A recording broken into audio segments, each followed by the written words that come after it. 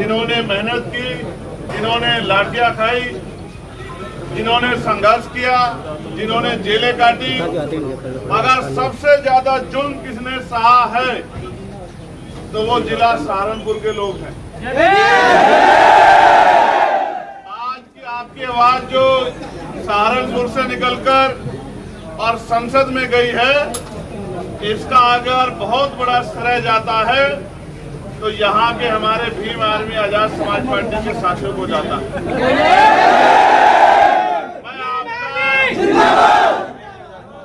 मैं आपका संघर्ष और त्याग नहीं भूला हूं। आपने मेरी एक आवाज पर मेरी हर बात को मजबूत करने का काम किया, और जब जब कहीं जुल्म हुआ, देश का कोई कोना हो, आपने सहारनपुर में शुरुआती दौर में भीम आर्मी का झंडा और डंडा दोनों मजबूत रखा। ये आपका बल है जिसने देश और दुनिया में मेरे जैसे सामान्य कार्यकर्ता की भी एक बहुत बड़ी पहचान बना दी। ये अलग बात है कि आज समय की कमी हो गई है। उसका सबसे बड़ा कारण ये है क्योंकि अभी हम लोग उस मंजिल तक नहीं पहुंचे जिस मंजिल पे पहुंचने के बाद बदलाव होगा।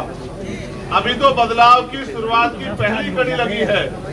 आज मैं इस पूरे जो एक हुजूम दिख रहा है, इसमें बहुत सारे पुराने चेहरों को देख रहा हूं।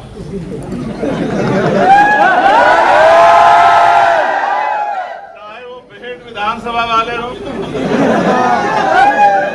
चाहे वो रामपुर विधानसभा वाले हो, चाहे वो विधानसभा वाले हो, चाहे वो नकुल विधानसभा वाले हो, और चाहे ये बीच में देहात वाले हो, और चाहे हमारे शहर के जिम्मेदार साथी। देवबंद के लोगों ने तो हमेशा से मेरी एक आवाज पे सीना तान के हर लड़ाई को लड़ा है। तो अलग बात है कि मेरे हिस्से में गोली भी देवबंद में ही आई, लेकिन सोचो अगर हम जैसे लोग डर जाएंगे, अपनी जान की परवाह करेंगे, तो हमारे लोगों के जिंदगी में बदलाव कैसे होगा? क्या आज हम उस सुख सुविधा को प्राप्त कर पाए हैं जिसके हकदार हम इस देश में? क्या सही मायने में गांव तक रोटी, कपड़ा, मकान, रोजगार पहुंच रहा है? क्या इज्जत की जिंदगी देश भर में कमजोर वर्गों के लोगों को मिल रही है? क्या बहन बेटियों पे जो जुल्म हो रहा था वो बंद हो गया है? क्या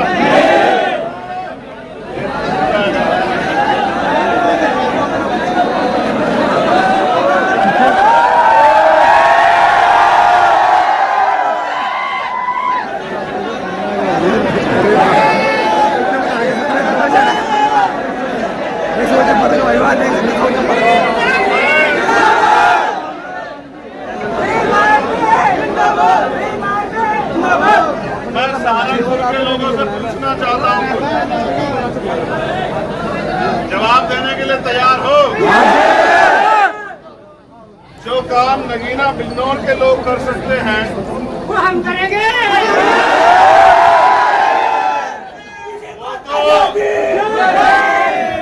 वो तो सबसे पहले आपको करना चाहिए था।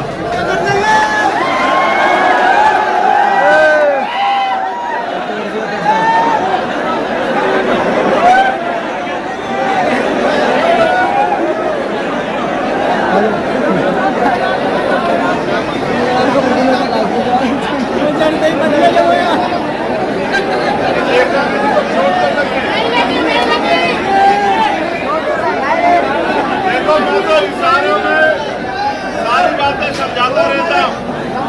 मैंने अभी इशारा करके कहा था कि उतर जाओ, टूट जाएगा, और कितनी कम समय में टूट गया। मैंने ये भी तुम्हें कहा कि जो काम बिजनौर के लोगों ने किया वो आप भी कर सकते थे। यहाँ तो हर गांव में चंद्रशेखर आजाद है। आप पिछली बार किसी कारण से पीछे रह गए जी, लेकिन अब मैं आपको कहना चाहता हूं, अब आप पीछे मत रहना।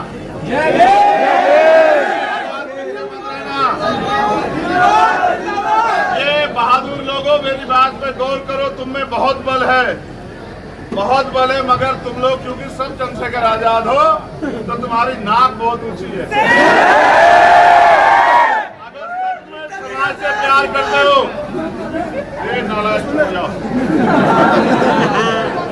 अगर सच में समाज से प्यार करते हो तो अपनी ईगो अहंकार को दूसरी तरफ उठा के रख दो। अगर अपने लोगों से प्यार है, और क्योंकि काशीराम साहब कहते थे कि जो अपने समाज का दर्द समझता है वो अपने दर्द को पीछे छोड़ देता है। अगर आप अपने समाज के दर्द को दूर करना चाहते हो, दलितों के दर्द, पिछड़े वर्ग के लोगों के दर्द को, मुस्लिम समाज, जैन समाज, सिख समाज, महिलाएं, कमजोर, किसान, मजदूर, अगर उनकी तकलीफों को कम करना चाहते हो तो भाई फिर अपने ईगो को, अपने अहंकार को पीछे करो। और जिस दिन आपने कर दिया, मैं लिख के देता हूँ कि सबसे बड़ी ताकत अगर कहीं हमारी होगी तो वो जिला सहारनपुर में होगी। आपको याद है नहीं याद है 9 मई? आपके सब याद है, आपके सब याद है, आप नहीं भूले कुछ भी। बस मैं इसलिए आपको झंझोड़ रहा हूँ क्योंकि मुझे तकलीफ होती है जब मैं सहारनपुर में आता हूँ और आपको कमजोर देखता हूँ। आप तो वो हो जिन्होंने इस आंदोलन को तैयार किया। आपको तो सबसे ज्यादा ताकतवर यहाँ होना है। मेरे बहादुर साथियों, खड़े हो जाओ। यहाँ नहीं जैसे बैठे हुए खड़े हो जाएं। जो लोग खड़े हैं उनको भी कह रहा हूँ, जो बैठे हैं उनको भी खड़े हो जाओ। पैरों पे नहीं, इन पैरों पे नहीं, अपनी राजनीतिक ताकत बनाने के लिए खड़े हो जाओ। देखो, जिनके जिस समाज पे ताकत नहीं होती उनके नेताओं का ये हश्र होता है कि आज आजम खान को आप देख लो कहाँ है। उनके नेताओं को ये सहना पड़ता है जिस समाज पे ताकत नहीं होती।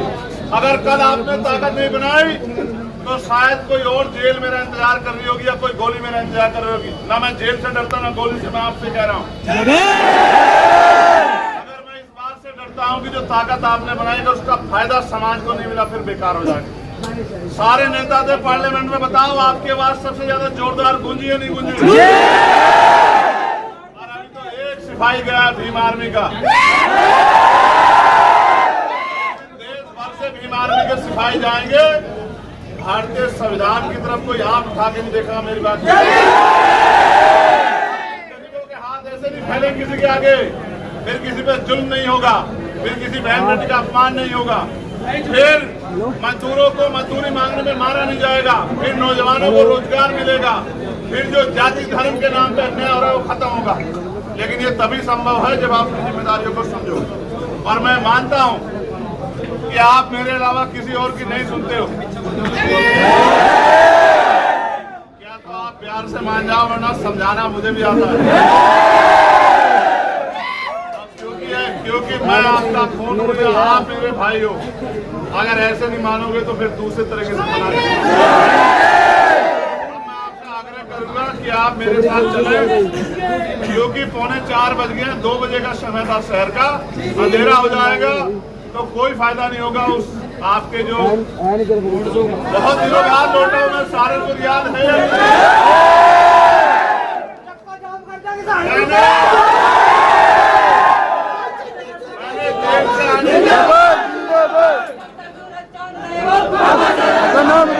मैंने 16 महीने की जेल के बाद भी सहारनपुर में रोड शो नहीं किया था। क्या रोड शो नहीं किया? याद है नहीं याद है आपको? मैंने आपसे कहा कि अभी तो ताकत बननी चाहिए। अभी आपकी पहली ईंट रखी गई है, एक मजबूत मीनार बनानी है। अब जिला पंचायत का चुनाव आएगा।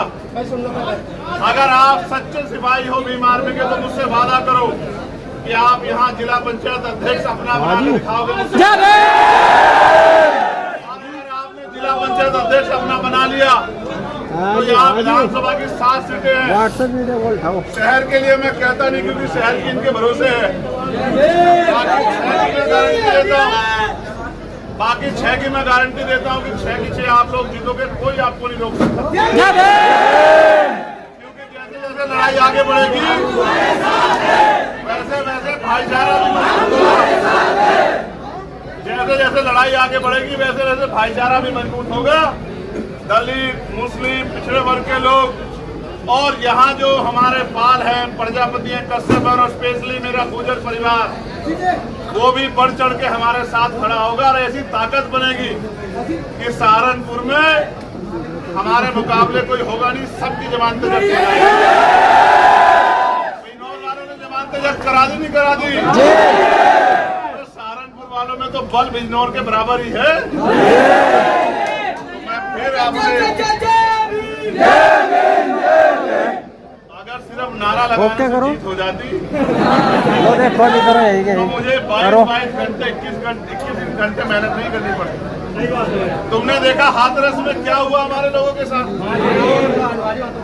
जब तक आप मैदान में जाके समाज को सही शिक्षा नहीं दोगे तब तक अंधविश्वास पाखंडवाद में हमारे लोग डूबते रहेंगे और इस तरह हमारे लोग मरते रहेंगे। वो वहां क्यों गए थे आपको पता है? वो वहां इसलिए गए थे, उनको लगता है कि बाबा जी के पैर छू के या बाबा जी के चरण की धूल लेके या बाबा जी की बात सुन के उनकी गरीबी, बेबसी, लाचारी, परेशानियां, बीमारियां खत्म हो जाएंगी, उनको जिंदगी अच्छी मिल जाएगी, इसलिए गए वो वहां। अगर उनको एक बार पता होता कि वहां जाके मरेंगे तो कभी नहीं जाते और बाबा में शक्ति होती तो बचा लेता क्या उनमें? जी जी बचा लेता, नहीं बचा लेता जी। बाबा अपने आप को बचा ले, उनको तो क्या बचा? सारे बाबाओं का वो होगा जो पिछले बाबाओं का बना है। आप बाबाओं के चक्कर में मत आना, आप बाबा साहब के चक्कर में। हाँ, हमारा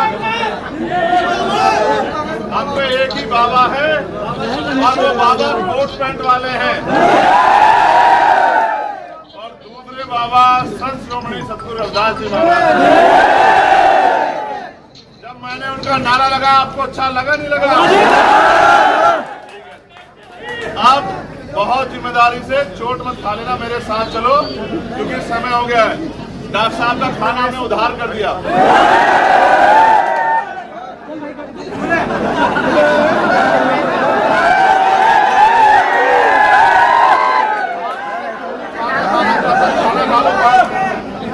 जो भी खाना खाना चाहता है खाने की व्यवस्था